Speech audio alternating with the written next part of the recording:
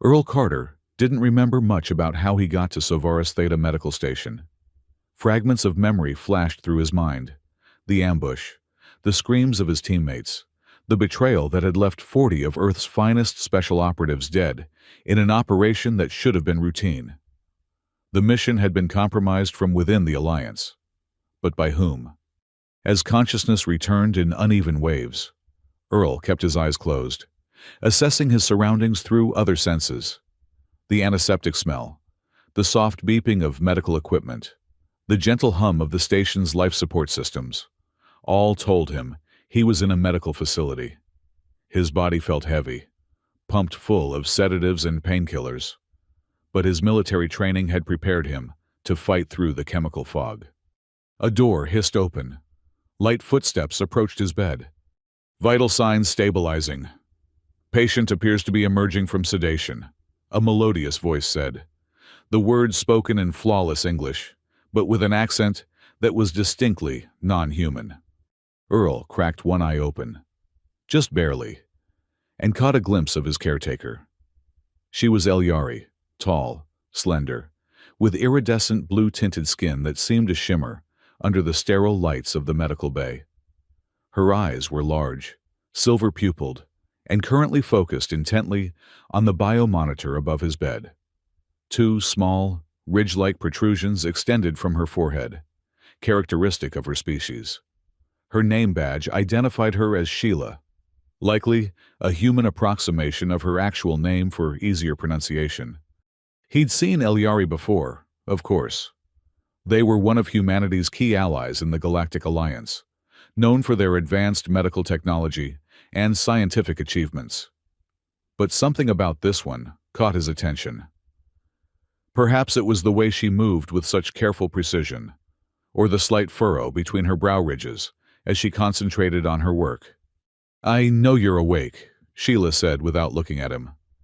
Your brainwave patterns changed 17 seconds ago. Earl opened his eyes fully. Good eye, he said, his voice raspy from disuse. Not my eyes. The monitors, she corrected, finally turning to face him. I am Sheila, your assigned medical caretaker. This is my first rotation with a human patient. Lucky me, Earl said, attempting to sit up but finding his body wouldn't cooperate. Please remain still, Sheila said, moving to his side. You sustained significant injuries. 43% of your body experienced trauma. Your right lung was punctured, 3 ribs fractured, internal bleeding in your abdomen, and your left tibia was broken in 2 places. Is that all? Earl chuckled dryly, then winced at the pain it caused. Sheila looked confused. No, there were additional minor contusions and... She stopped when she noticed his weak smile. Ah, human humor, sarcasm. I've studied this, but practical application is different. You'll get the hang of it, Earl said, studying her. How long have I been here? 23 standard cycles, she replied, adjusting something on his IV line. You are the only survivor from your team. The Alliance Council has classified the mission as a catastrophic failure. Earl's jaw tightened. Not a failure, a betrayal. Sheila's silver eyes flickered to his face.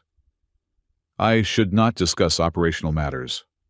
I need to perform a full biometric scan now that you're conscious. She picked up a handheld scanner from a nearby table. This will feel strange, but shouldn't cause pain. Earl nodded, watching her carefully. Beneath his accommodating patient exterior, his mind was working. He hadn't ended up at this particular medical station by accident. Intelligence suggested the leak that had compromised his team had come from someone with connections to Sovaris Theta. His presence here, his survival, was part of a deeper operation. Sheila moved the scanner slowly down his body, starting at his head. The device emitted a soft blue light that pulsed gently. Her face remained professionally neutral as she worked, occasionally tapping commands into the scanner. Your neural patterns appear normal, she said. No sign of traumatic brain injury. That's debatable, Earl joked. My ex would say my brain was damaged long before this mission. This earned him a brief, surprised smile from Sheila, quickly suppressed as she continued her work. The scanner moved down to his chest. Lung function improved by 73% since admission. Impressive healing rate for a human. I've always been a quick healer. Indeed. Your medical file indicates your physiology responds exceptionally well to regenerative therapy. Perhaps due to your enhanced genetics. Earl raised an eyebrow. You've been studying my file pretty closely. It is my job, she replied without looking up, moving the scanner lower across his abdomen. Internal organ function normal. Previous bleeding sites fully cauterized. As Sheila moved the scanner lower, her free hand gently pressed on his lower abdomen to stabilize the position. The touch was professional, clinical, but it was also the first gentle human contact Earl had felt since before the mission. His body, responding to base instinct rather than conscious thought, reacted in a way that was immediately visible beneath the thin medical sheet. Sheila froze, silver eyes widening in alarm as she stared at the suddenly obvious protrusion. The scanner slipped from her fingers, clattering to the floor. "Emergency!" she called out, backing away from the bed and hitting an alarm button on the wall. "Patient showing signs of acute hypersensitive reaction, possible toxin presence or inflammatory response." Within seconds, the medical bay doors hissed open, and several medical staff rushed in, including a tall, stern-looking Elyari male whose uniform and bearing marked him as a senior officer. "What is the situation, Nurse Sheila?" he demanded. "The patient has developed a sudden swelling in the lower abdominal region. Dr. Merrick," Sheila explained hurriedly. "It appeared instantaneously during the scan. I fear it may be a reaction to the Corvalin medication or possibly a previously undetected injury." The human medical staff in the room exchanged glances. One of them, a middle-aged woman, pressed her lips together tightly, clearly trying not to laugh. A younger human male turned away, his shoulders shaking with suppressed mirth. Dr. Merrick glanced at the affliction in question, then at the human staff's reactions, and his expression darkened with understanding and unmistakable disgust. "This is not a medical emergency," he said coldly. "Nurse Sheila, you have much to learn about human physiology. This is merely a primitive biological response. Humans lack the evolved control over their autonomic functions that more advanced species possess." Earl, who had been watching this scene unfold with growing amusement despite his pain, finally spoke up. "In my defense, it's been over 23 days since anyone touched me, so gently." The human staff could no longer contain themselves, and several burst into laughter. Sheila's blue skin flushed to a deep indigo around her cheeks and neck, the Elyari equivalent of a blush. I apologize for the misunderstanding," she said stiffly. "I have studied human anatomy, but have not had practical experience with all aspects of your physiology." "No harm done," Earl said, then grimaced as a sudden wave of pain washed over him. "Though I could use something for this headache." Dr. Merrick's expression remained cold. "Nurse Sheila, administer 15 units of Neuralin for the patient's discomfort. The rest of you, return to your duties. This incident will be noted in the patient's file." As the room cleared out, Sheila carefully prepared the medication, still avoiding Earl's eyes. Earl watched her, his mind processing the interaction. Dr. Merrick's obvious disdain for humans was noteworthy. Was it personal prejudice, or something deeper, something worth investigating? "I apologize for causing you embarrassment," Earl said as Sheila administered the medication through his IV line. "It is I who should apologize for my ignorance," she replied formally. "I will study the appropriate texts to ensure no similar misunderstandings occur." "Or we could just chalk it up to a unique way of saying hello," Earl suggested with a smile. Sheila's expression remained serious, but her eyes showed a hint of curiosity. "You find humor in this situation? When you've seen the things I've seen, you learn to find humor wherever you can," Earl said, his tone growing more serious. especially when 40 of your friends don't make it back. Something in Sheila's posture changed, a slight softening. I am sorry for your loss. It must be difficult to be the only survivor. More difficult than you know, Earl said, watching her closely. Because something about that mission doesn't add up. We were ambushed in a way that suggests inside knowledge. Someone knew exactly where we would be and when. Sheila's eyes darted to the door, as if checking whether anyone could overhear. These are matters beyond my clearance level. I should not discuss operational details with patients. Of course, Earl nodded. Just thinking out loud. When can I start physical therapy? I need to get back on my feet. Your recovery is progressing well, Sheila said, visibly relieved at the change of subject. If vital signs remain stable, we can begin light therapy in 2 cycles. I'll look forward to it, Earl said, leaning back against his pillow as the medication began to take effect. And Sheila, thanks for the care, even with the misunderstanding. She nodded once, professionally, but Earl didn't miss the lingering curiosity in her silver eyes as she turned to leave. As the door closed behind her, Earl allowed his easygoing expression to fade. Behind his eyes, a cold calculation was taking place. Sovaris Theta housed over 300 personnel, any one of whom might be connected to the betrayal that had cost him his team. His recovery would need to be swift, his investigation careful, and Nurse Sheila, with her innocence and curiosity, might just be the unwitting key to unlocking the mystery. The game was on, and this time, he wouldn't be the one caught unaware.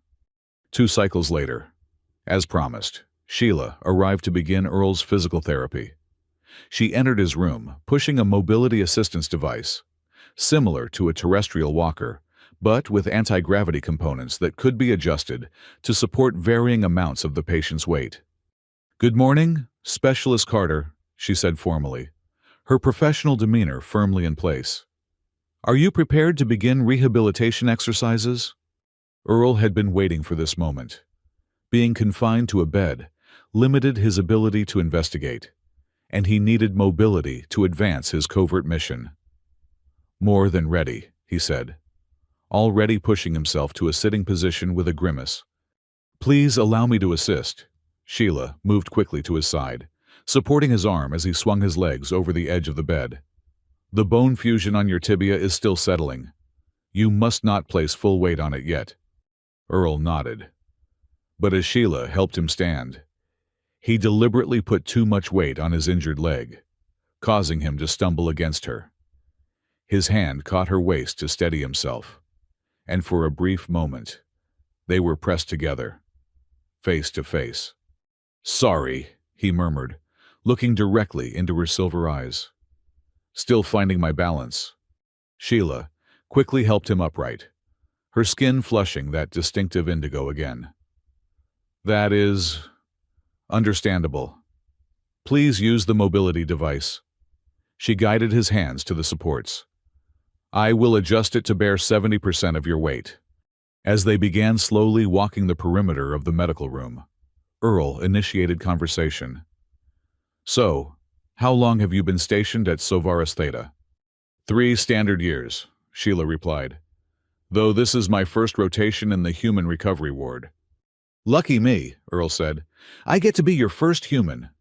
Sheila's steps faltered slightly. That is an unusual way to phrase it. Earl chuckled. Sorry, human humor again. You mentioned you've been studying us, though. What made you interested in human medicine? Sheila seemed to consider her answer carefully. The Eliari Human Medical Exchange Program offered an opportunity to expand my knowledge. Human physiology is fascinating in its resilience despite its apparent fragility.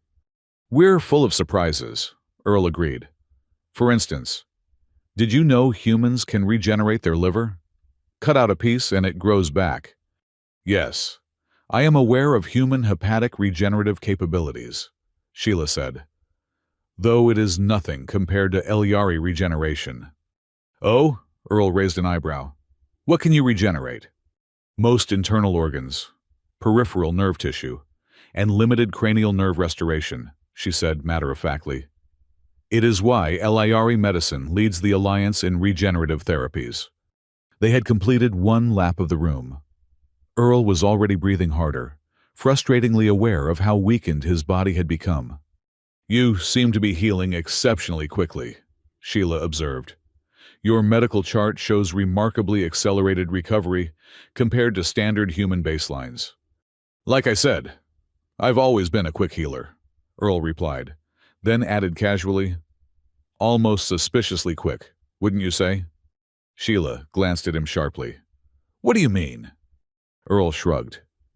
"Just seems like the treatments here are particularly effective. Like someone really wants me back on my feet fast." "The medical protocols are standard Alliance procedures," Sheila said.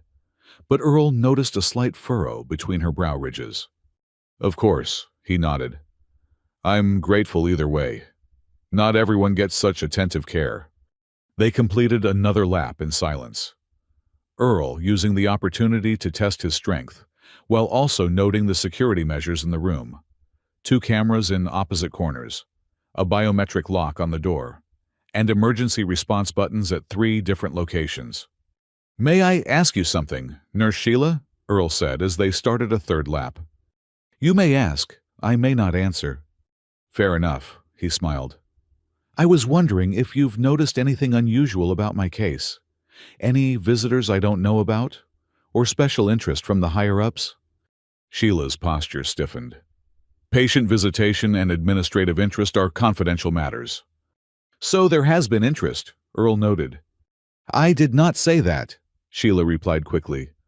"Please focus on your therapy. Your gait is improving already." Earl decided not to push further on that line of questioning. Instead, he went for a more personal approach. "What made you become a nurse, Sheila? If that's not too personal." The question seemed to catch her off guard. During the border conflicts, my family's settlement was caught in the crossfire. Alliance medical teams saved many lives, including my younger sibling. I wanted to provide the same service to others." "That's honorable," Earl said sincerely. "War creates too many victims. I joined up thinking I could help prevent that, protect the innocent." "Yet you became a combat specialist," Sheila observed. "Sometimes you have to fight to protect peace," Earl said. "Though lately, I've been wondering if I've been fighting for the right side." "What do you mean?" Sheila asked, then caught herself. "No, you should not be discussing such matters with me." "Why not? You have security clearance, don't you? To work in this facility?" "Yes, but—" "And you've probably seen the reports about what happened to my team." Sheila was silent for a moment. "Only the medical reports. The operational details are classified." 40 good soldiers died," Earl said quietly. "Because someone gave away our position. Someone with high-level clearance." "These accusations are serious," Sheila said, her voice dropping to a near whisper. "And dangerous." "Truth often is," Earl replied. He stumbled slightly, deliberately, using it as an excuse to pause and catch his breath near one of the room's corners, away from the most direct camera angle. "I think that's enough for today. I'm feeling a bit lightheaded." Sheila immediately switched back to professional mode. "Yes, we should not overexert on your first session. Let me help you back to bed." As she guided him back, Earl leaned close and whispered, "Check the mission timestamp against the medical evacuation records. The official story doesn't add up." Sheila made no indication she'd heard him, helping him back onto the bed with clinical efficiency. "Rest now. We will continue therapy tomorrow at the same time." "Looking forward to it," Earl said, settling back against the pillows with a convincing display of exhaustion. Sheila gathered her equipment and moved toward the door, but paused before exiting. "Specialist Carter?" "Yes?" "Human bodies are indeed remarkably resilient," she said carefully. "But even the strongest have breaking points. Be mindful of yours during recovery." With that cryptic warning, she left the room. Earl closed his eyes. a small smile playing on his lips. She was intrigued and cautious, both good signs. The seed had been planted. Now he just had to wait and see if it would grow. Over the next several days, Earl's physical therapy sessions with Sheila fell into a routine. Each day, he pushed himself harder, regaining strength and mobility faster than the medical protocols predicted. And each day, he carefully dropped small hints and questions that he knew would pique Sheila's curiosity about the circumstances surrounding the failed mission. "You're advancing to Phase 3 mobility already," Sheila noted on their 5th session, as Earl walked with minimal support from the assistance device. "Your recovery rate exceeds expected parameters by 37%. Must be your excellent care," Earl said with a smile that he knew affected her, despite her professional demeanor. Over the days, he'd noticed the subtle signs, the lingering of her gaze, the slight indigo flush when their hands accidentally touched, the way she sometimes asked questions that strayed beyond strict medical necessity. "The credit belongs to the advanced treatments and your own physiology," Sheila replied, making a note on her datapad. "Though I admit, I have never seen such rapid healing in a human patient before." "Maybe I'm not entirely human," Earl joked, then added more seriously, "or maybe there's something else at work here." Sheila glanced at him. "What do you mean?" Earl shrugged. "Just thinking out loud. By the way, I've been meaning to ask, who authorized my transfer to this specific medical station? Seems like an odd coincidence that I'd end up at one of the most advanced Eliari facilities." "I would not know such administrative details," Sheila said. But Earl caught the slight hesitation before she spoke. She was lying, or at least withholding information. "Of course," he nodded. "Just curious. How about a challenge today? Can we try walking to the common area? I'm getting tired of these 4 walls." Sheila considered this. That would be a significant increase in distance and potential strain. "I can handle it," Earl assured her. "Besides, it would be good to see something other than this room and the therapy center." After a moment's consideration, Sheila nodded. "Very well. But we will proceed slowly and return immediately if you show any signs of fatigue or pain." "Deal," Earl agreed, inwardly pleased. The common area would give him a chance to observe other staff and patients, potentially identifying useful contacts or gathering intelligence.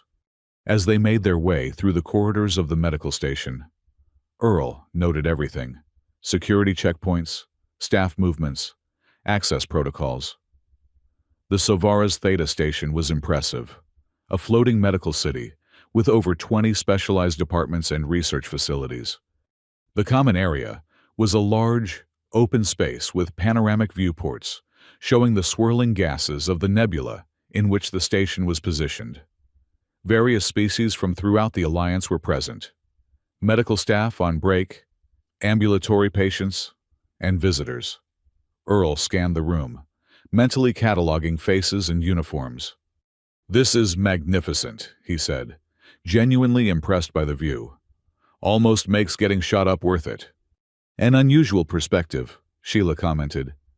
They found an unoccupied seating area near one of the viewports, and Earl carefully lowered himself onto a cushioned bench.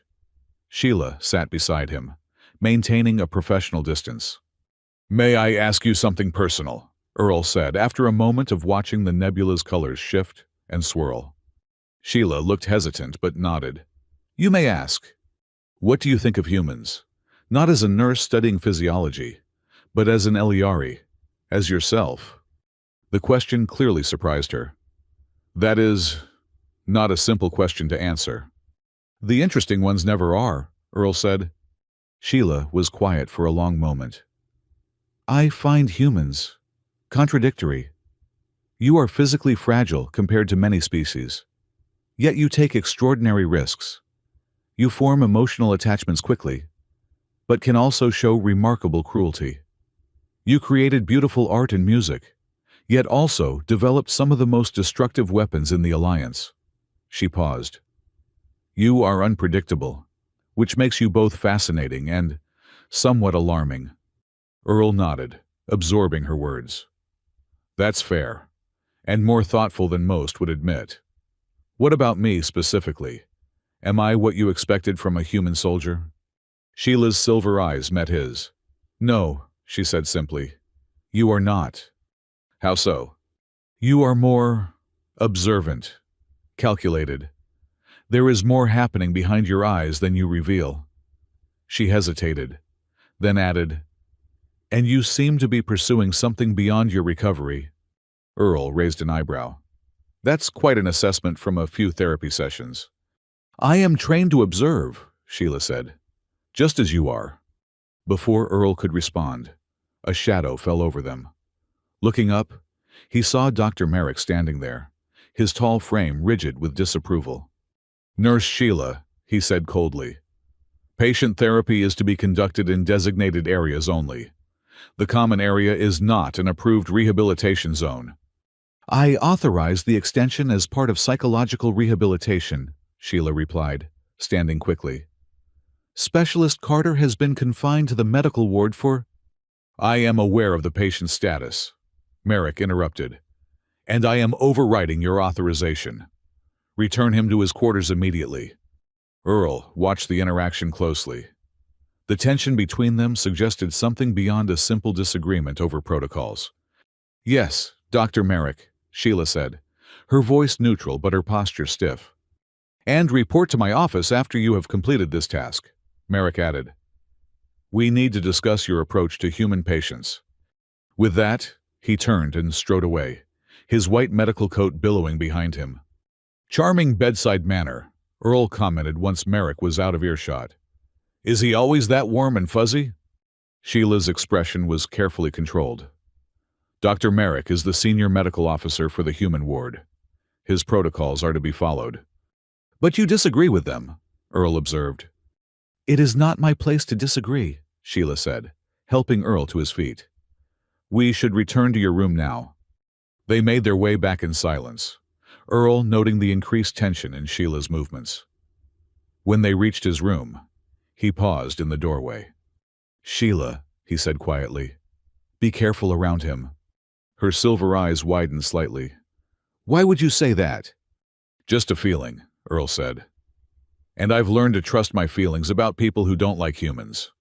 Sheila looked as though she wanted to say something more, but instead nodded once and turned to leave. Rest now. I will return tomorrow for your scheduled therapy. After she left, Earl sat on the edge of his bed, thinking. Merrick's interruption had been too convenient, too deliberate. Was he simply a prejudiced Eliari who disliked humans? Or was there something more sinister behind his interest in Earl's activities? Either way, Earl knew his window of opportunity was narrowing. Whatever Dr. Merrick's game was, he clearly suspected Earl was more than just a recovering soldier. It was time to accelerate his plans. That night, when the lights in the medical ward dimmed for the sleep cycle, Earl made his move. The biomonitors attached to his body would register any significant movement, so he carefully attached a small device to the main sensor, a clever piece of technology that would loop his normal sleep patterns to the monitoring system. Slipping out of bed, he moved to the small access panel near the environmental controls. During his therapy sessions, he'd noticed that this particular model of Eliari Medical Bay had a design flaw. The environmental system connected directly to the station's main maintenance ducts. A convenient oversight for someone with his skill set. Using a makeshift tool fashioned from medical equipment he'd quietly collected over the past days, Earl removed the panel and peered into the darkness beyond. It would be a tight fit, but manageable. Before entering, he took one last look around the room. If his suspicions were correct, this might be the last time he saw it from the perspective of a patient rather than a prisoner, or worse. The maintenance duct was cold and cramped, designed for service drones rather than humanoids. Earl pulled himself forward on his elbows, ignoring the pain in his still healing body. Years of special operations training had taught him to compartmentalize discomfort. After 20 minutes of careful navigation, guided by the mental map he'd constructed during his recovery, Earl reached his destination, a small junction above the medical records center. Through the grate, he could see a dimly lit room filled with data terminals. One night, staff member, a junior LERE technician, was stationed at the main console, but appeared to be more interested in a personal entertainment device than monitoring duties. Earl waited patiently until the technician left for what appeared to be a refreshment break, then quickly removed the grate and lowered himself into the room. Moving swiftly to the nearest terminal, he accessed the system using credentials he'd memorized from observing staff logins during his therapy sessions. The medical database was vast, but Earl knew exactly what he was looking for. He navigated to the mission report section and found the file on Operation Starfall, the mission that had claimed his team. The official report was, as he expected, sanitized, vague, listing the incident as hostile encounter resulting in casualties. But more interesting was what wasn't there. No mention of the intelligence that had led them into the ambush. No analysis of how their position had been compromised. Digging deeper, Earl accessed his own medical file. The admission record showed something curious. He had been specifically requested for transfer to Sovaris Theta by Dr. Merrick himself, countermanding the standard protocol that would have sent him to the human medical station in the Proxima system. "Now, why would you do that, Doctor?" Earl murmured to himself. He continued searching, looking for connections between Merrick and anyone who might have had access to Operation Starfall's details. Then he found it. A series of encrypted communications between Dr. Merrick and a high-ranking Alliance official with oversight of special operations. The communications themselves were too heavily encrypted to access from this terminal, but the metadata showed increased frequency in the days leading up to the failed mission. Earl's suspicions were growing stronger, but he needed more concrete evidence. He downloaded what data he could onto a small storage device and was preparing to leave when he heard voices approaching. Quickly, he slipped back toward the maintenance duct, but froze when he heard Dr. Merrick's distinctive voice. "I'm becoming a problem. The human is asking too many questions, and Nurse Sheila is being influenced by him." "What do you suggest?" a second voice asked, one Earl didn't recognize. "Accelerate the timetable," Merrick replied. "The neural scan showed no evidence that he suspects our involvement. We can proceed with the final phase. And if he does suspect something, then we ensure he has a tragic relapse. Many humans don't survive such severe injuries. After all." The voices moved past the door without entering, but Earl remained frozen in place. Neural scan? They had been probing his mind while he was sedated, and final phase suggested they had plans for him beyond mere elimination, plans he needed to discover. Carefully, Earl pulled himself back into the maintenance duct and replaced the grate. His mind raced as he navigated back toward his room. Merrick was clearly involved in the betrayal of his team. But why? What was the final phase he mentioned? And most importantly, how deeply was Sheila involved? Earl had been carefully cultivating her as an unwitting ally, dropping hints and questions designed to spark her natural curiosity. But what if she was part of Merrick's plan all along? What if her apparent fascination with him was just an act to monitor his recovery and gauge how much he knew? As he approached his room, Earl made a decision. He needed to force their hand, to make them reveal their true intentions before they could implement whatever final phase they had planned. And to do that, he would need to trust Sheila, at least partially. It was a calculated risk, but he was running out of options and time. Slipping back into his room, Earl reconnected himself to the biomonitors and removed the loop device. Tomorrow would be a turning point, for better or worse. The next morning, Sheila arrived for their scheduled therapy session, but Earl immediately noticed something different. Her professional demeanor remained, but there was a new tension in her movements, a wariness in her eyes. "Good morning, Specialist Carter," she said, her voice slightly more formal than usual. "How did you rest?" "Like the dead," Earl replied with a pointed look. "Dreamless. Almost as if I was sedated." Sheila's silver eyes flickered. "The medication can have that effect." "What medication would that be? The one prescribed in my chart, or something special from Dr. Merrick?" Sheila stiffened. "I don't know what you're implying."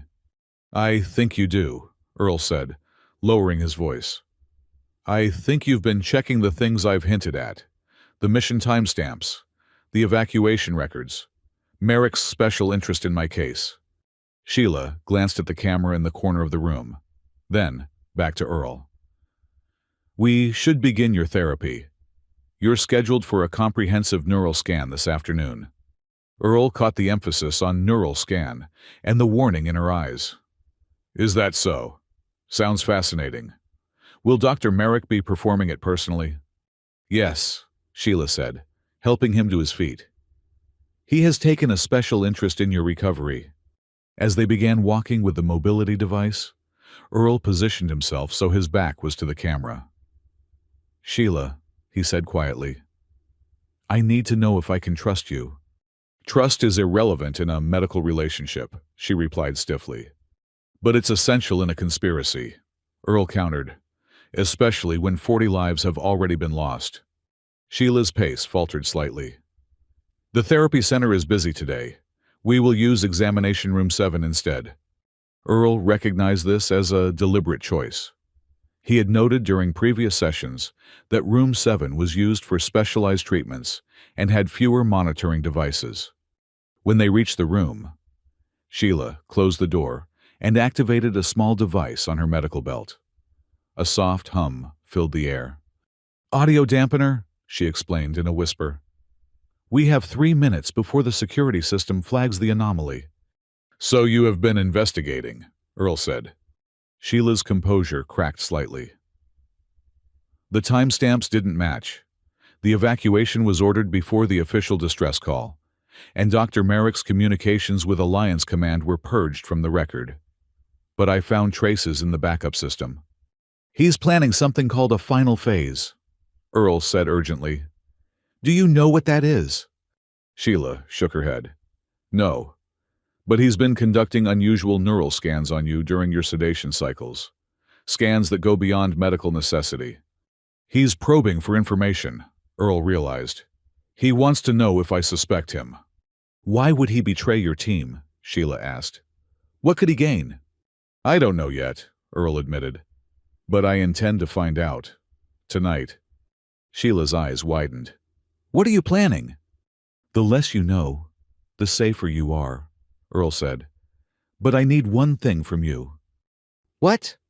"Delay the neural scan. Find a reason to postpone it until tomorrow." Sheila hesitated, clearly torn. "If I help you and am discovered—" "I know what I'm asking," Earl said softly.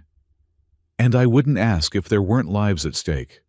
Not just mine, but potentially many more." The audio dampener gave a soft beep, indicating their time was nearly up. "I make no promises," Sheila said, deactivating the device. "Now, let us continue with your standard mobility exercises." They completed the therapy session in professional silence, but Earl could see the conflict behind Sheila's eyes. He had given her a lot to process, and he could only hope she would make the right choice. Later that day, as Earl sat in his room pretending to read a datapad, the door slid open. A medical technician he hadn't seen before entered. "Specialist Carter, I'm here to prepare you for your neural scan." Before Earl could respond, Sheila appeared at the door. "There's been a change of schedule," she said briskly. "Dr. Merrick has been called to an emergency consultation. The scan is rescheduled for tomorrow at 0900 hours. The technician looked confused. "I didn't receive that update." "It was just issued," Sheila said, showing him something on her datapad. "You can verify with central scheduling." The technician frowned but nodded. "Very well. I'll return tomorrow." He left, looking slightly annoyed. Sheila didn't meet Earl's eyes. "Your evening medication will be administered in 1 hour," she said loudly enough for the room's monitors to pick up, then added in a barely audible whisper, "It will induce deeper sleep than usual. Security will assume you are unconscious." With that, she turned and left, leaving Earl with a mixture of gratitude and concern. She had chosen to help him, but at what risk to herself? 1 hour later, a different nurse arrived with Earl's medication. He pretended to take it, using a sleight-of-hand technique perfected during previous operations to palm the tablets. After the nurse left, he flushed the medication down the sanitary unit and prepared for his nighttime excursion. This time, his target wasn't the medical records center, but Dr. Merrick's private office.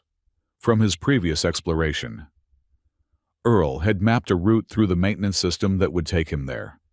It was a riskier destination, but likely to contain the answers he sought. As the station's night cycle began and the corridor lights dimmed, Earl once again disabled his biomonitors and slipped into the maintenance duct. His body, though still healing, moved with greater ease than before, testament to his rapid recovery and the efficacy of Sheila's therapy sessions. Navigating the narrow passages, Earl eventually positioned himself above Dr. Merrick's office. Through the grate, he could see the room was dark and unoccupied. Carefully, he removed the grate and lowered himself down, landing with a soft thud that sent a sharp pain through his healing leg. The office was meticulously organized, with holographic displays of medical achievements and awards adorning the walls. Earl moved directly to the computer terminal, but as expected, it required high-level authentication. Instead of attempting to bypass it, he began searching the physical space. Experienced operatives like himself knew that even the most security-conscious individuals often kept important information in tangible form. Behind a panel that appeared to be a standard medical cabinet, Earl discovered a hidden compartment containing a personal data storage device. Using a small decoder from his improvised toolkit, he accessed the device. What he found confirmed his worst suspicions. Dr. Merrick was not just involved in betraying Earl's team. He was part of a broader conspiracy within the Alliance. A faction of Eliari extremists, led by Merrick, believed that humans were a destabilizing force in the galactic community and were working to undermine human-Eliari relations. The final phase, mentioned in the conversation Earl had overheard, referred to a plan to use him, the sole survivor of the betrayed mission, as an unwitting carrier of false information. They had been neural scanning him to implant subtle suggestions and altered memories, preparing him to return to Earth with evidence that would implicate a different Alliance species in the betrayal. The resulting diplomatic crisis would fracture human relations with that species while strengthening ties with the Eliari, or rather, with Merrick's faction of Eliari. It was elegant and insidious, and it would have worked if Earl hadn't become suspicious. As he was downloading the evidence to his own storage device, Earl heard voices approaching. Quickly, he replaced the data storage in its hiding place and looked for an escape route. The maintenance duct was too high to reach quickly, and there was no other exit besides the main door. With no better option, Earl concealed himself behind a large medical display unit, just as the office door slid open. "Becoming too much of a liability," Merrick was saying as he entered, accompanied by another Eliari Earl didn't recognize. "The neural scan tomorrow will determine exactly how much he suspects. But I believe we should proceed with elimination rather than risk the implantation failing." "The Council will not approve," the other Eliari argued. "They believe your method is more secure." "The Council isn't here dealing with a human special operative who clearly suspects something," Merrick snapped. "I've been monitoring his therapy sessions with Nurse Sheila. He's been probing for information, testing her loyalties." "And the nurse, is she compromised?" Merrick moved to his desk, uncomfortably close to Earl's hiding place. "Possibly. She's young and idealistic, fascinated by humans, as many of our youth unfortunately are. I've requested her reassignment, but it hasn't been processed yet." "Perhaps she should have an accident as well," the other Eliari suggested coldly. No, Merrick said. That would raise too many questions. We'll simply discredit her, suggest she became emotionally attached to her patient. It happens often enough with those who work closely with humans. Their primitive emotional nature is surprisingly infectious. Earl's hands tightened into fists at the casual way they discussed murder and manipulation. He had to force himself to remain still and silent. When will you eliminate the human? The visitor asked. After tomorrow's scan, Merrick replied. A tragic cerebral hemorrhage, undetectable with our equipment. Of course, his weakened state makes it a plausible complication. The visitor nodded. I will inform the council of the change in plans. They won't be pleased, but they'll understand the necessity. They always do, Merrick said with grim satisfaction. Our people's future security is worth a few difficult decisions. The two continued talking, discussing other operations and plans, each word damning them further. Earl recorded everything on his storage device, building an irrefutable case against them. Finally, after what seemed like hours, they left the office. Earl waited several minutes to ensure they were truly gone before emerging from his hiding place. His mind raced with the implications of what he'd learned. This went beyond the betrayal of his team. It was a coordinated attempt to manipulate alliance politics through deception and assassination. He needed to get this information out. But who could he trust? The conspiracy clearly had reached into the highest levels of the alliance. There was only one person on the station he believed might help him, but involving her would put her in grave danger. As Earl prepared to return to the maintenance duct, the office door suddenly slid open again. He froze, caught in the open with nowhere to hide. Sheila stood in the doorway, her silver eyes wide with shock. For a long moment, they stared at each other in silence. "What are you doing here?" she finally whispered. "I could ask you the same thing," Earl replied carefully, unsure of her intentions.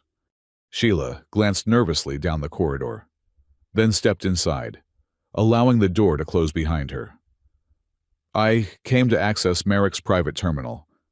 I need to know the truth about what he's planning." "And now you do," Earl said, holding up his storage device. "He's planning to kill me tomorrow after the neural scan, and he's part of a larger conspiracy to manipulate alliance politics by turning humans against other species." Sheila's face paled to a lighter blue. "I knew he held anti-human views, but this is treason against the alliance. Did you know about my team, about the betrayal?" "No," Sheila looked genuinely horrified. "I would never be part of such a thing.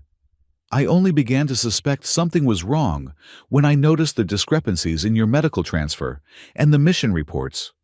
Earl studied her face, looking for any sign of deception. Years of training had made him an expert at reading people, even non-human people. What he saw in Sheila's expression was genuine shock and dismay. "I believe you," he said finally.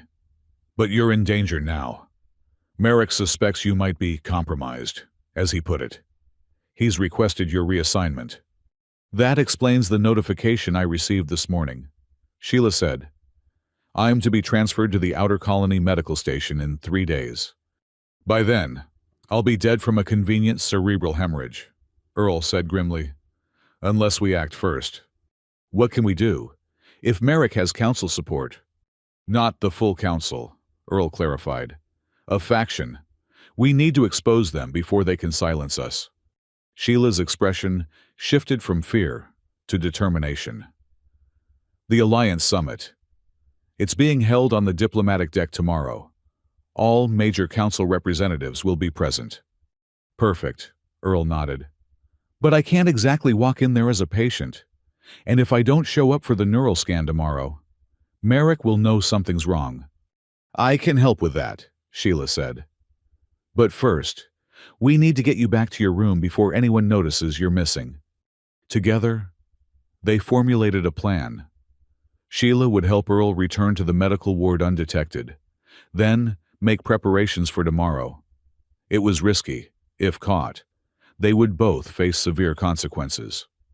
But the alternative was allowing murderers to go unpunished and a conspiracy to potentially trigger an interspecies war. As they prepared to leave Merrick's office, Earl caught Sheila's arm. "Why are you helping me? You're risking everything." Sheila met his gaze steadily. "Because 40 of your people died due to betrayal from mine. Because what Merrick is doing violates everything I believe about healing and peace. And because—" she hesitated. "Because I believe you are worth saving. Earl Carter."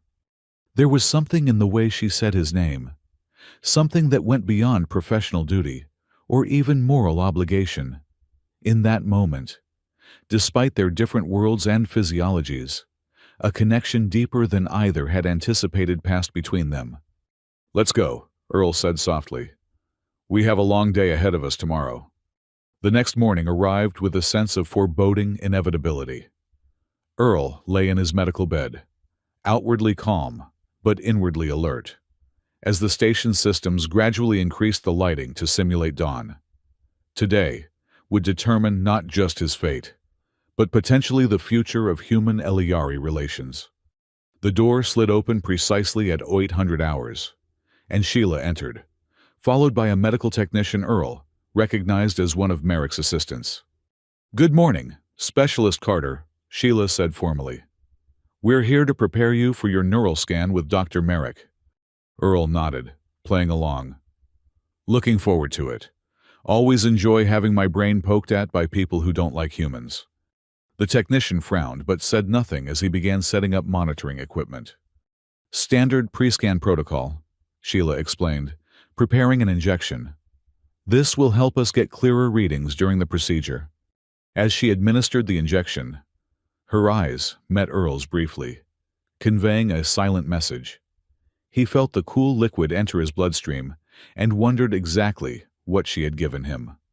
Their plan relied on precise timing and a considerable amount of luck. "The patient will experience drowsiness in approximately 15 minutes, Sheila informed the technician. "Please inform Dr. Merrick we are proceeding as scheduled." After the technician left, Sheila quickly removed a small device from her pocket and activated it. "Audio dampener," she explained. "We have 3 minutes." "Did you get everything we need?" Earl asked, already feeling a slight tingling sensation from the injection. "Yes," Sheila confirmed. "The medication I gave you will simulate the symptoms of the beginning stages of a neural episode, enough to convince Merrick you need immediate attention, but not severe enough to incapacitate you completely." "And the evidence?" "Uploaded to a secure server with a timed release to all major Alliance diplomatic channels," Sheila said. "If we don't stop it manually within 4 hours, everything goes public." "Insurance," Earl nodded approvingly. "Good thinking." "I also arranged emergency access to the diplomatic deck," Sheila added. "My medical override will get us through the first 2 security checkpoints. But after that—" "After that, we improvise," Earl finished. He was starting to feel the effects of the medication more strongly now. A heaviness in his limbs, a slight blurring of his vision. "How long until this peaks?" 20 minutes, Sheila said, checking her medical scanner. "When Merrick begins the scan, you'll appear to have a severe reaction. In the confusion, I'll stabilize you and insist on emergency transport to the critical care unit." "Which conveniently requires passing through the diplomatic level," Earl said with a slight smile. "Clever." The audio dampener beeped, signaling their time was up. Sheila deactivated it and resumed her professional demeanor, just as the door opened again. Dr. Merrick entered, his tall frame radiating authority and barely concealed disdain. "Specialist Carter," he said coldly. "I trust Nurse Sheila has prepared you for the procedure." "All set, Doc," Earl replied, deliberately using the informal address he knew irritated the Eliari. "Ready to have you rummaging around in my head, again." Merrick's eyes narrowed slightly at the emphasis on "again," but he maintained his clinical facade. "The procedure is entirely routine. We simply need to ensure your neural pathways are healing correctly after your traumatic experience." Traumatic is one word for it, Earl agreed. Being the only survivor when 40 of your teammates die tends to leave an impression. Indeed, Merrick said, moving to the scanning equipment. Let's begin. As Merrick activated the neural scanner, Earl felt the device's field envelope his head. Unlike previous scans, which he'd been unconscious for, this one created an uncomfortable pressure behind his eyes. Or perhaps that was the medication Sheila had given him. Either way, it was becoming difficult to maintain his focus. Interesting, Merrick murmured, studying the readings. Your neural activity shows unusual patterns in the memory centers. Are you experiencing any difficulty recalling the events of your mission? The mission is crystal clear, Earl said, his words slightly slurred, especially the part where someone leaked our position. Merrick's expression didn't change, but his fingers tightened slightly on the control panel. Memory reconstruction after trauma can sometimes create false narratives. Your mind may be attempting to find explanations for a random tragedy. Nothing random about it, Earl insisted, feeling sweat break out on his forehead. The room was beginning to spin slightly.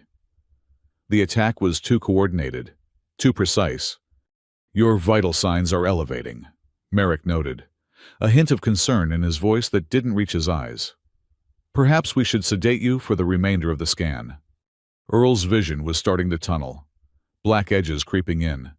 The medication was working faster than anticipated. No more sedation, he managed to say. No more. Tampering with my mind. Merrick stiffened. What exactly are you implying, Specialist Carter? Before Earl could respond, his body convulsed suddenly, an effect of the medication, but perfectly timed. The neural scanner emitted a sharp warning tone. He's having a seizure, Sheila exclaimed, rushing forward. Neural cascade event! Merrick moved quickly, checking the readings. Impossible. The scanner shows no... Earl convulsed again, more violently this time, knocking the scanner aside. Alarms began blaring throughout the medical bay. We need to stabilize him, Sheila insisted, already preparing another injection. His neural pathways are collapsing. He needs the critical care unit. That's not necessary, Merrick argued. We can manage this here. The readings indicate potential cerebral hemorrhage, Sheila countered, her voice firm and professional despite the chaos. Protocol mandates immediate transfer to critical care, unless you want to explain to Alliance Command why you let a human special operative die under your care. Merrick's face contorted with barely suppressed rage and frustration. Fine. Prepare him for transport. Everything after that became a blur for Earl. He was aware of being moved onto a transport gurney, of Sheila attaching various monitoring devices to his body, of Merrick issuing rapid instructions to his staff.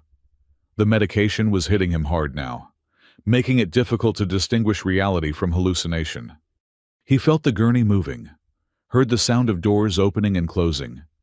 Sheila's voice occasionally cut through the fog, giving medical updates or directing their path.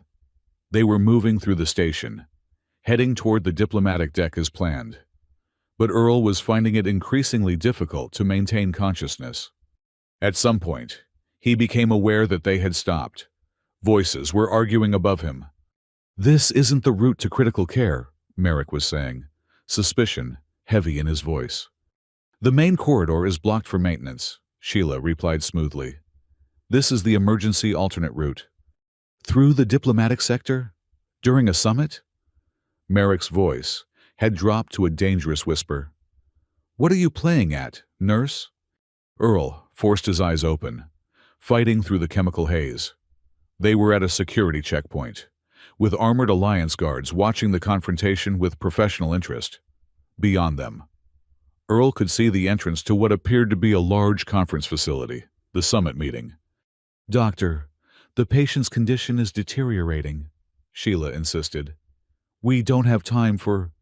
Enough! Merrick snapped, his composure finally breaking. Guards, detain this nurse. She's attempting to breach summit security under false pretenses. The guards hesitated, looking between the two Elyari medical officers. The human is a security risk, Merrick continued. He's been exhibiting paranoid behavior, making unfounded accusations about Alliance leadership. It was now or never. With a supreme effort, Earl pushed through the medication's effects and sat up on the gurney. Not unfounded, he said, his voice stronger than he expected. I have proof of treason. The guard's attention snapped to him, hands moving to their weapons. This human is delusional, Merrick said dismissively. A side effect of his neural condition.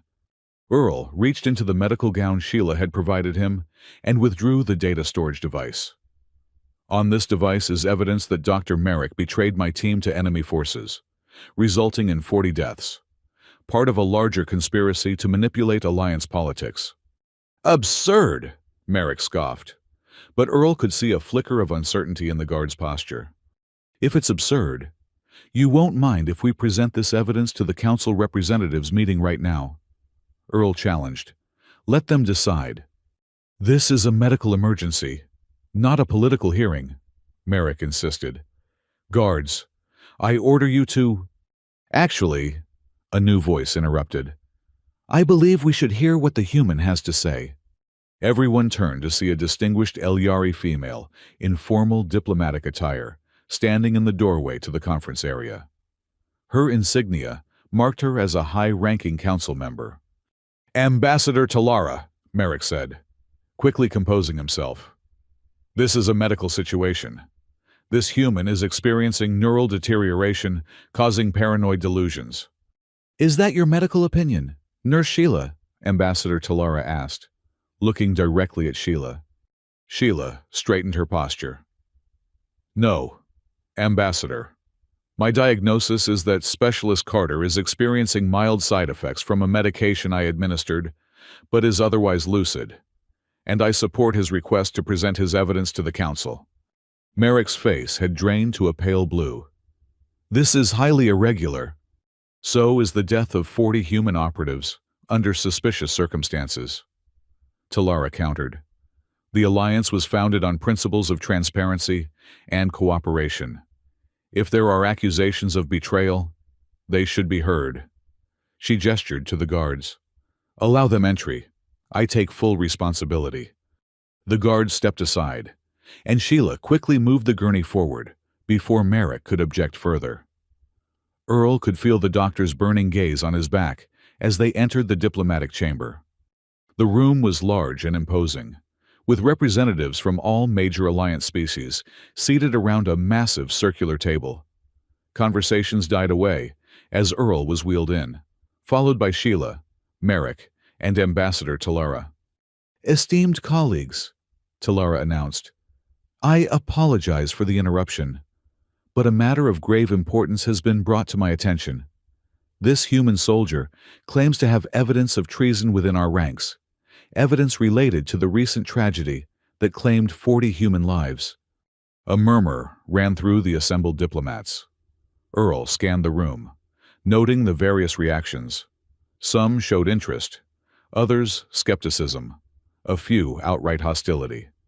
Let him speak, a human representative said, rising from her seat. We have been demanding answers about that incident for weeks.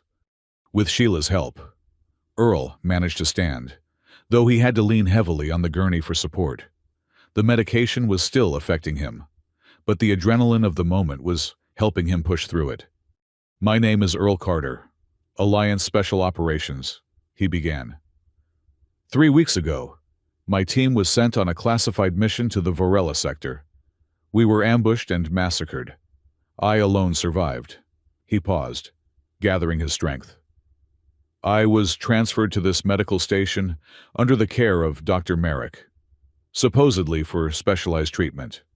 In reality, I was brought here so Merrick and his collaborators could monitor me, alter my memories, and eventually eliminate me. Another murmur ran through the chamber, louder this time. These are serious accusations, a reptilian diplomat observed. Do you have evidence to support them? Earl held up the data storage device. This contains records of communications between Dr. Merrick and his co-conspirators, planning both the original betrayal and subsequent cover-up. It also contains neural scan data showing unauthorized procedures performed on me while sedated. "This is preposterous," Merrick burst out. "The human is clearly delusional." "Then you won't object to the evidence being examined," Earl countered. He turned to the council.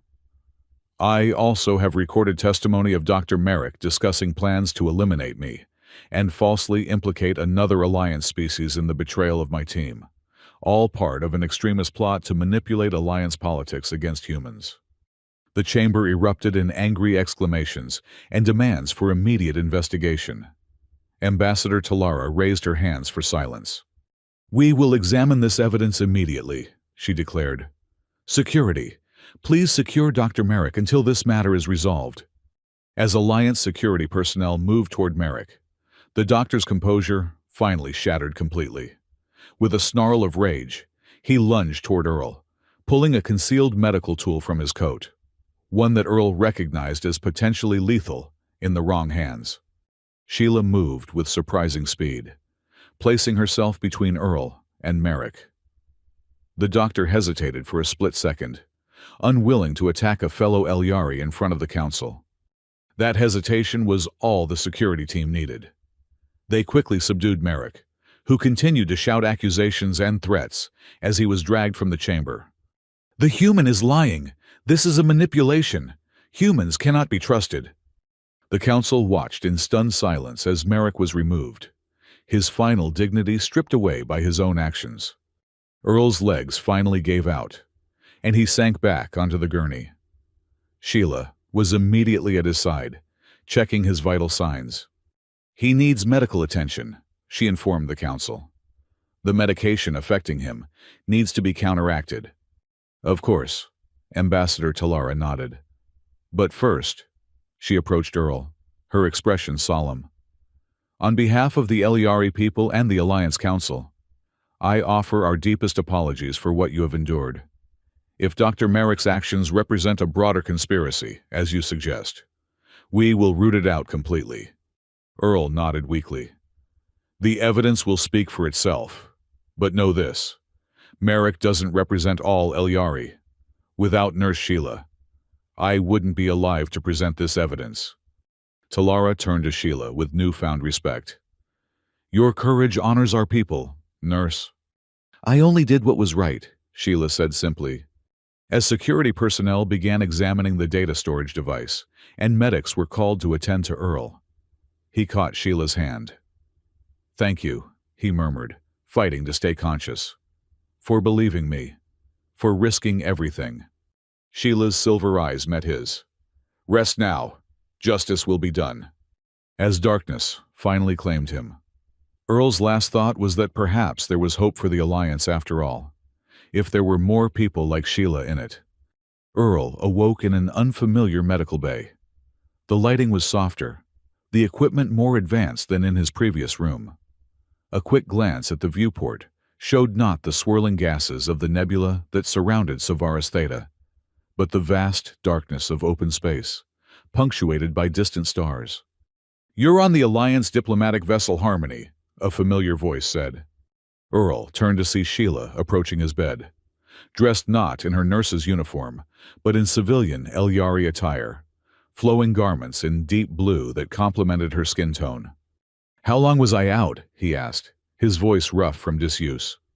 3 days, Sheila replied, checking his vital signs with practiced efficiency. "The medication Dr. Merrick gave you during the neural scan was designed to cause gradual neural degradation, making your eventual cerebral hemorrhage appear natural. We had to place you in a medical coma while the counteragents worked." "And Merrick?" Sheila's expression darkened. "In custody, along with 7 other conspirators identified from the evidence you gathered. But..." She hesitated. "But what?" Earl prompted. "He will not stand trial. Yesterday, he activated a neural self-destruct implant while in his cell. He died instantly." Earl absorbed this news with mixed emotions. Merrick had been a murderer and traitor, responsible for the deaths of 40 good soldiers. Yet his death meant some questions would remain forever unanswered. "The conspiracy?" he asked, Broader than anyone suspected, Sheila said, sitting on the edge of his bed.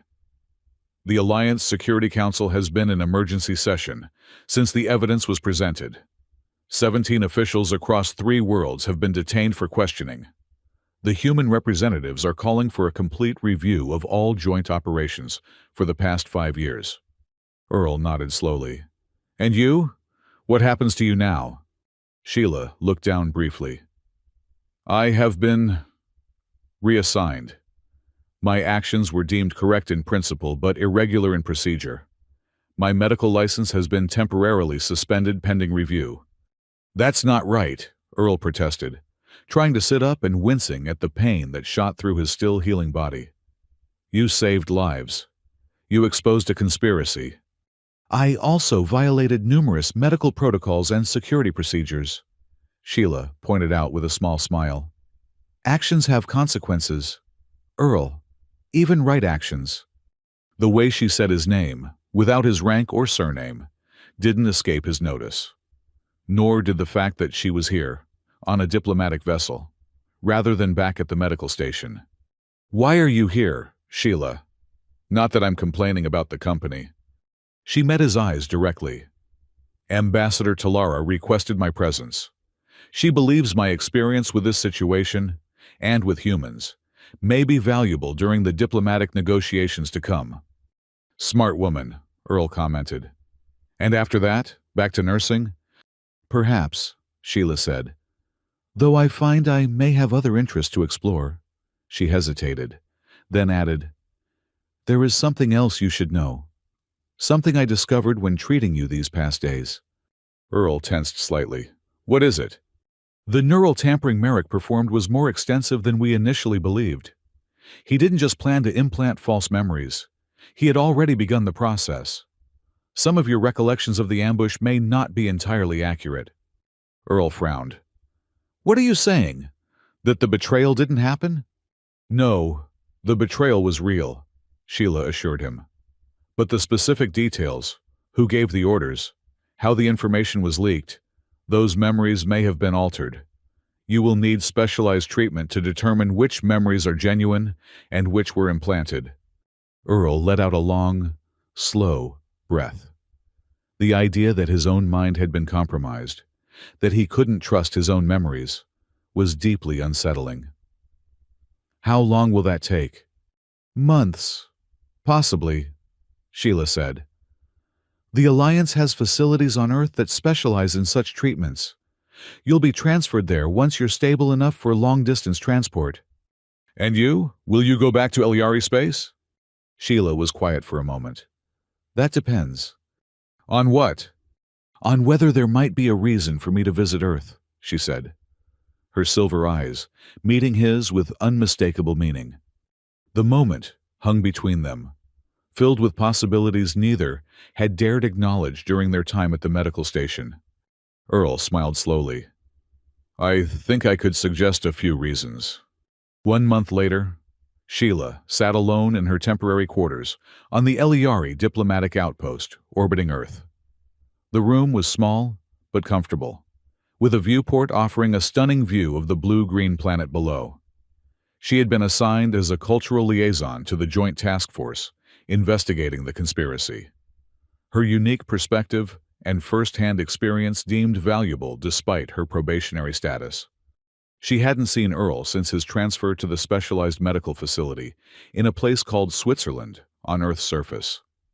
Their parting had been brief and formal, observed by numerous officials.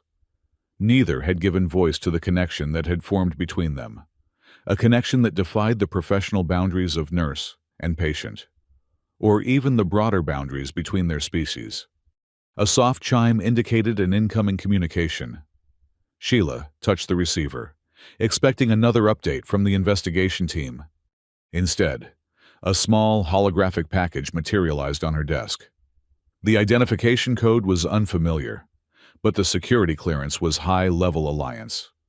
Curious, Sheila activated the package.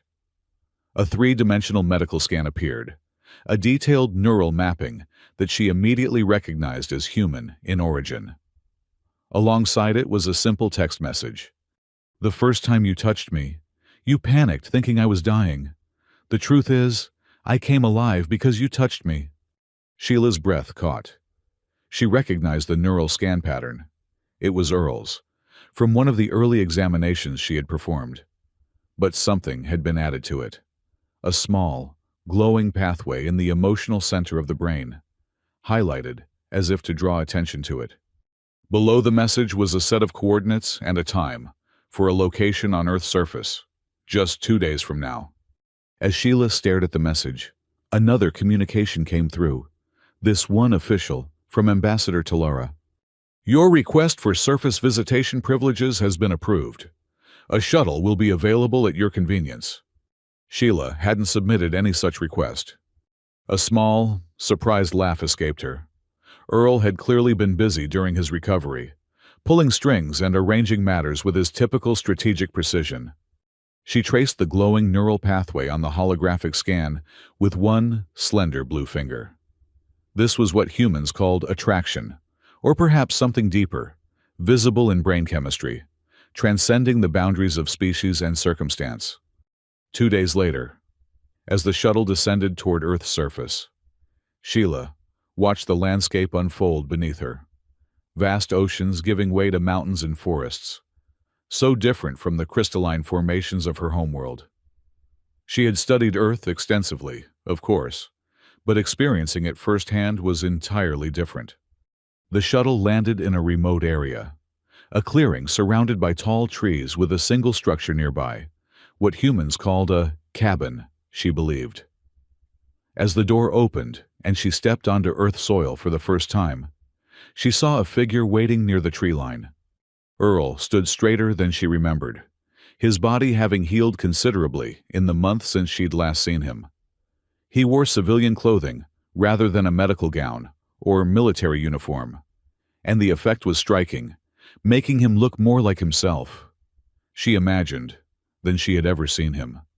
For a moment, they simply looked at each other across the clearing, the weight of everything that had happened, and everything that might yet happen, hanging in the air between them. Then Earl smiled, and Sheila felt something shift inside her, a certainty that transcended the doubts and questions and differences. "Welcome to Earth," he said as she approached. "Is this where you live?" she asked, looking around at the isolated setting. "One of several places," Earl replied. "But this one's special, off the grid, secure, a good place to recover, to think about what comes next." "And what does come next?" Sheila asked. Earl's expression grew more serious. "The investigation is expanding. What Merrick started, it went deeper than anyone realized. There are factions in the Alliance who believe humans are a threat, who want to isolate us or worse." "I know," Sheila nodded. "I've been assisting the diplomatic team. The situation is complex." "That's one word for it." Earl agreed. He hesitated, then continued. "There's a new initiative forming. Not officially Alliance, but not completely independent either. A group dedicated to finding the truth, to preventing manipulations like what Merrick attempted. Ambassador Talara is involved. So is my former commander." "And you?" Sheila asked, already suspecting the answer. "They've asked me to join," Earl confirmed. "Once my treatment is complete, my unique experience makes me valuable, apparently." "Is that why you asked me here, to tell me this?" Earl stepped closer, close enough that Sheila could see the fascinating complexity of his irises, the multiple colors that human eyes contained, so different from Elyari silver. "I asked you here because they want you too," he said. "Your medical expertise, your experience with cross-species physiology, your proven integrity, all valuable, but mostly, I asked you here because—" He paused, seeming to search for words. "Because?" Sheila prompted softly. "Because what started in that medical bay, with a misunderstanding about human physiology, has become the most real thing in my life," Earl said simply. "And I wanted to see if it was real for you too, outside of crisis and conspiracy, on solid ground. Sheila looked down at that ground. Earth soil, human homeland, then back at Earl's face. In that moment, the vast differences between them seemed both immense and irrelevant. "I don't know what this is," she admitted. "There is no medical term for it, no precedent in Elyari human relations that I'm aware of. But yes, it is real."